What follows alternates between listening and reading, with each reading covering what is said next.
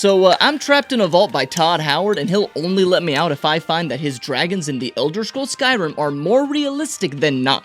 But I gotta be 100% honest in my findings, so I cannot lie. And before anyone says, Skyrim's just a video game and dragons aren't real, I know that, but my kneecaps are on the line, so I gotta do this, and maybe it'll be fun anyway, so buckle up. Alright, to start off, Skyrim has at least 15 different types of dragons, and they all share the same basic design. Except for Mr. Skeleton here, because he's nothing but bones. Ignoring him, this means we can look at dragons as a whole and focus on body parts and abilities. And let's start with the internet's favorite body part, the feet. These draconic digits are called talons, and there's 4 of them in total. 3 in the front, and 1 vestigial talon called a dew claw in the back. I looked at a lot of Skyrim dragon feet pics on the internet to confirm that there's 4 and not 3, and you have no idea how many dragon feet pics there are on the internet. Now, a fun fact about the dew claw is that you've probably seen one of these before in real life on dogs. It's that little bit that's higher up on the paws of the furry good boys and girls. Its existence means that the dragon's ancestors probably had talons that looked more like this,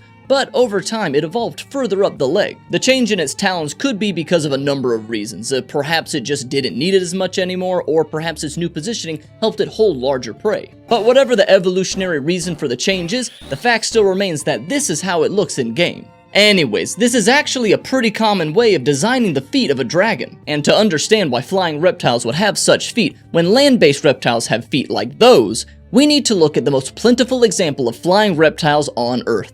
Birds. Yes, according to the phylogenetic classification system, birds are reptiles, and also dinosaurs. And I mean, when the cassowary exists, you don't gotta convince me that this thing's a dinosaur.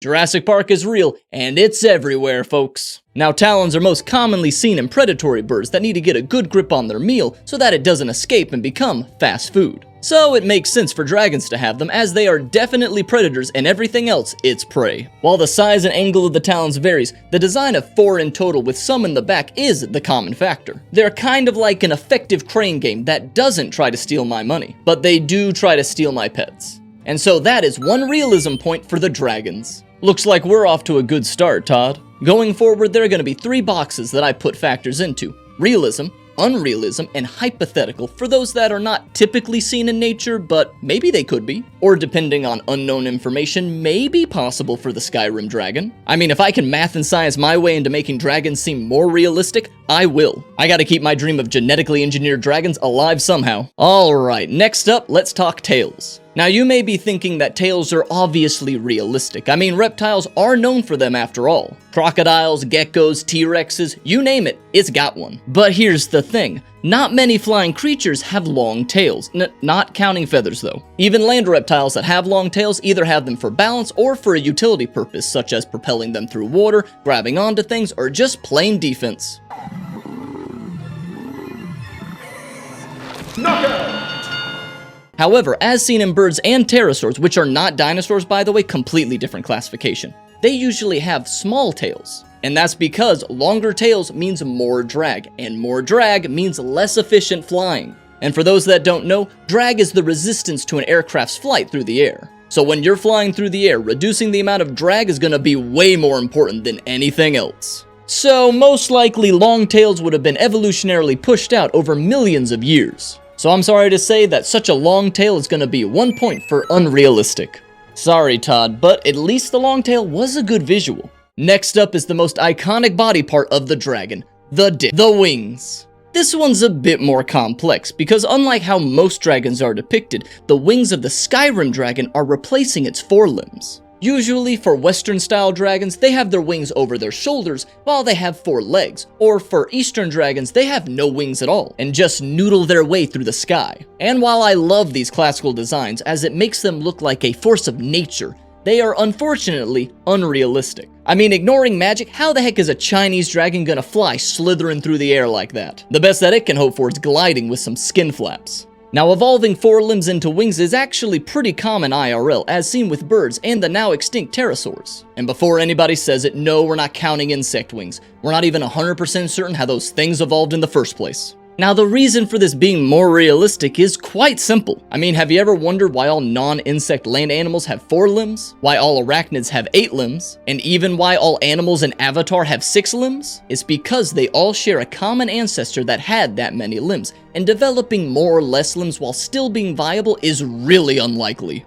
Heck, even whales still have 4 limbs. The back ones are just really small and useless, like the ones you see on dude bros at the gym. So it makes much more sense for the Skyrim dragons to have 4 limbs in total, with the front ones evolving into wings. Though that does technically make them a wyvern and not a dragon, but I'm not judging what they identify as. It's a dragon if it says it is. So I guess that's another point for realism.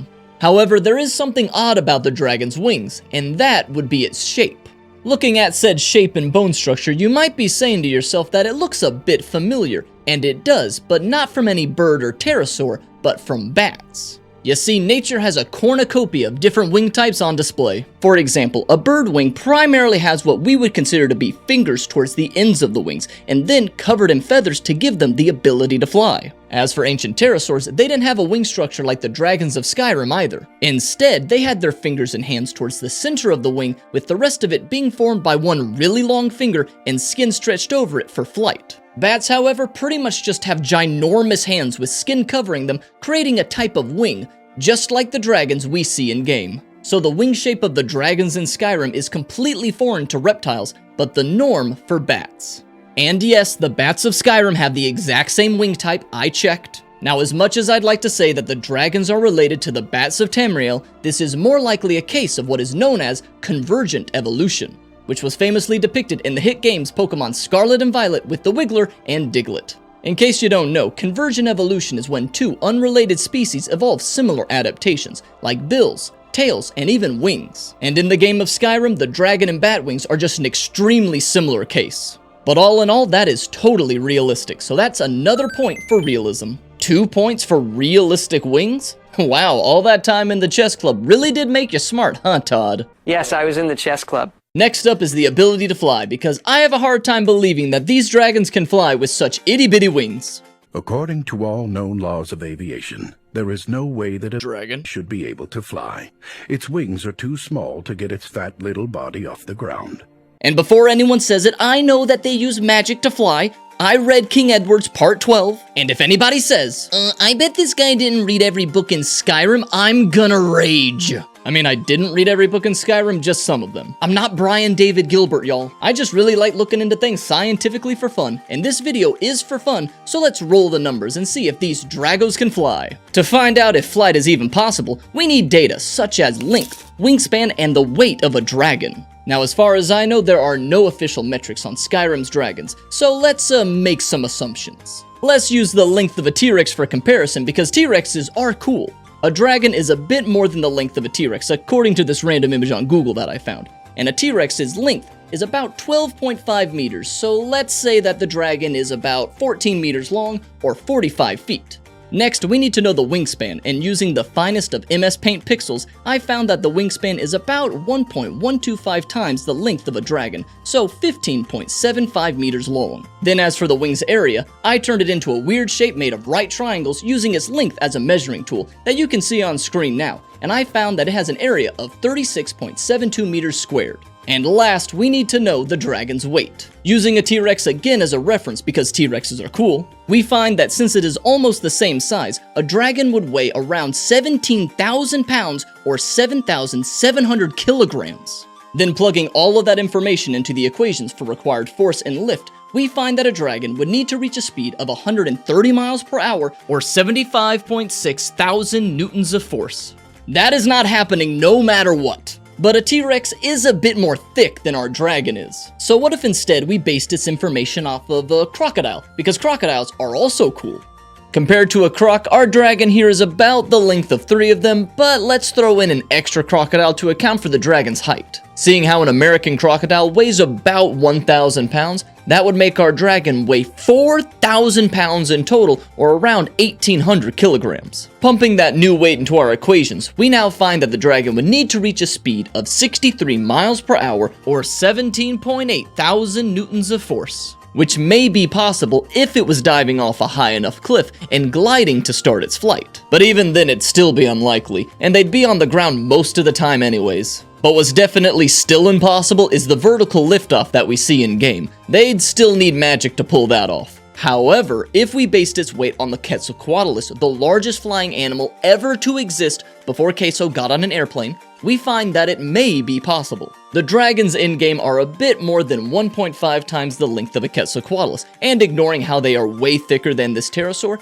that would mean that they have a weight of 750 pounds, but let's round it up to 1,000 just to be safe. With the lower weight and density, it could get a flap-assisted takeoff, assuming that it could generate 4,500 newtons of force to get off the ground. But considering how heavy the bones and scales are in-game, I'm going to assume that the dragons are not that light. So my headcanon is that they whisper quiet shouts while they fly to stay airborne. And that's gonna be 1 point for hypothetical, just barely, since certain changes would need to be made for a dragon to fly with such tiny wings. Todd, do hypothetical points work in my favor? No. Of course they don't. Now, since I mentioned bones earlier, that's gonna be our next topic. And honestly, this one's a bit tough. You see, in real life, flying reptiles, aka birds, have hollow bones. Not for them to be less heavy and thus easier to lift into the air like some people believe, but instead, those pockets allow for them to hold extra oxygen that they can use during flight. TLDR, those holes are there so they can hold more air when they exert themselves, like a runner breathing more so they can fuel their jog. But these holes don't mean that the bones are lighter, since they're actually more dense, making bird bones about the same weight as mammal bones of similar size. And since I can't cut open dragon bones, I have no idea if they're hollow, so that's another one for the hypothetical bucket. You better let me crush bones in Elder Scrolls 6, Todd. It just works. Alright, let's move on up to the throat and discuss the shout. And don't worry, fire breath is next, I promise. Now, a shout that can deliver various effects and even send a grown man ragdolling is completely unrealistic,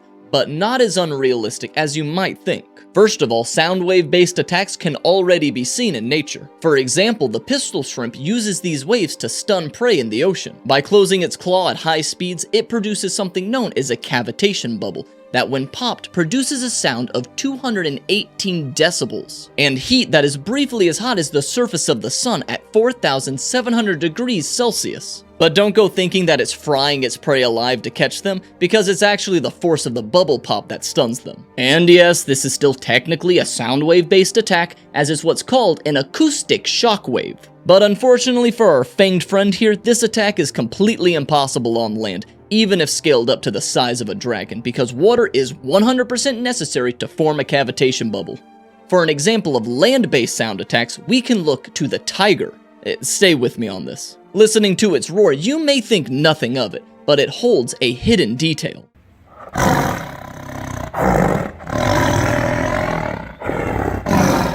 Not only can its roar be heard miles away, but it produces something called infrasound that humans can't hear but feel. These sound waves can reportedly cause anxiety, nausea, and even hallucinations in people that hear them. Not to mention that the fear produced from the roar itself can cause paralysis. So a shout that can cause effects on a target is kind of possible in the loosest sense. But don't go expecting it to clear up the skies or anything extreme. To find any examples of sound with some real punch to it, we gotta look to technology. Introducing long-range acoustic devices, or LRADs. These sound cannons can fire directional sound beams of up to 162 decibels, which is loud enough to cause hearing loss, headaches, migraines, dizziness, loss of balance, confusion, bleeding, and even vomiting. Please consult your doctor before taking LRADs.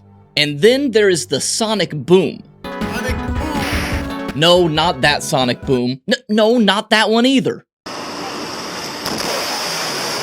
Yeah, that one. These create a sound like thunder, while also releasing a shockwave powerful enough to shatter glass and damage structures if close enough. And lastly, back under the sea, we have sonar, which releases a powerful sound wave to detect objects in the ocean. And these sound waves, if close enough, can cause severe damage and pain to a person in its path, and could theoretically be fatal to a person close enough, but that's never actually happened. Now, as a little thought experiment, this is as powerful as I could make the dragon shout if it was realistic. 1. Give the dragon huge air sacs in its chest to store extra air for a shout. 2. Give the dragon huge chest muscles that can apply extra pressure to the stored air. 3. Have the air be pushed out through the more narrow trachea and mouth, thus giving it more pressure to the shout. And 4. Give the dragon a whip-like tongue that it can click against a reinforced mouth so it can produce a sound like thunder, just like a real whip. And why not? Just throw in some infrasound for good measure. Okay, to be honest, I have no idea how much that would actually work, but it's more realistic than a shout that makes you zip-zoom really fast. Anywho, the shout gets a place in unrealistic. Oh, come on, we all knew that wasn't gonna be realistic. Okay, last up is the dragon's breath, starting with fire. Shooting fire is actually pretty simple. All it requires is 2 components, the fuel and the ignition. While there are tons of flammable stuff in nature, most of it doesn't belong inside of the human body, except for hydrogen gas. There are examples of bacteria in real life that release hydrogen gas as a byproduct. So if the dragons of Skyrim could store said bacteria in their guts or in a separate sac, they could use the released hydrogen as a fuel source. And then for the ignition, that's even simpler. You know how with flint and steel you can make sparks by rubbing 2 specific materials together? Well, imagine if the dragon's tongue was made of a rough, tough material, and the roof of its mouth made of a metallic coating. Then the dragon could snap them together, creating a spark that would light the hydrogen gas. And no, metallic body parts are not impossible. For example, IRL shells and beaver's teeth are enriched with metals when they're formed. And yeah, you heard me right. Beaver's teeth have iron in them. That's why they're orange and can cut through trees. Nature is hardcore.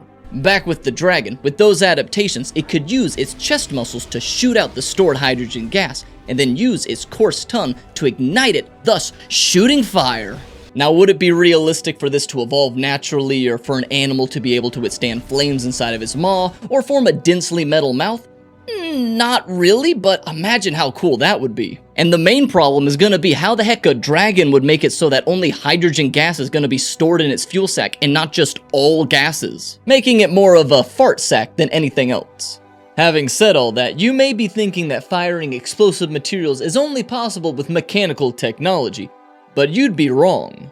As I'm sure many of you have been thinking since the moment I mentioned shooting fire, this is the part where I talk about the bombardier beetle. This insect gets its name from the fact that it shoots liquid fire, aka hot acid, straight from its backside. It does this by containing 2 chambers in its abdomen. One holds hydroquinone and the other hydrogen peroxide. And when fired out and mixed, it becomes acid that it can direct away from itself and at potential predators instead. So that's kind of like shooting fire if you completely ignore how it's not. Alright, since I can come up with a heavily flawed hypothetical way for a dragon to realistically shoot fire, I still have to give it an unrealistic ranking, but I want to say it's not 100% flat out impossible, since it's not as unrealistic as people may think. Maybe one day we can genetically engineer one to work the way I described, since nature is probably not gonna do it for us. I just can't say that it's impossible. I want to believe that it can happen. Don't step on my dragon dreams. Okay, so that's fire breath. But what about frost breath, I hear you typing out in the comments? Well, I'm glad you asked, because surprisingly, it's completely unrealistic. Making things cold is complicated and difficult. I mean, I've been using freezers my whole life and I still don't understand those magical boxes of ice.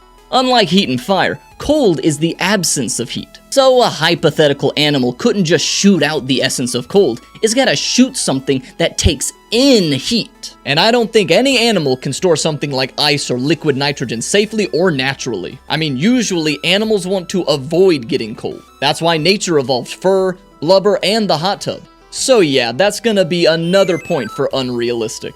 And with that, those are all of the major draconic elements I wanted to cover. Okay, Todd, I know I didn't find that the dragons of Skyrim are more realistic than not, but it is a video game, so it doesn't have to be, and at least I tried. And your dragon fights gave tons of gamers joy. If it was more realistic, they wouldn't have been as much fun, and at the end of the day, isn't that what matters? So, can you just let me go? Sure. Yes! Is it too much to ask for you to give me a ride back to my place? 'Cause I have no idea where we are. Thanks for watching, and if you enjoyed the video, maybe give it a like, subscribe, and comment any theories that you yourself have, or mention any ideas for future video ideas. Next video is going to be another fun one, so look forward to that. And while you're here, maybe check out some of my other videos, or maybe go to one of these. Huh? Okay, well, until next time, I hope you have a wonderful rest of the day, and stay awesome, y'all.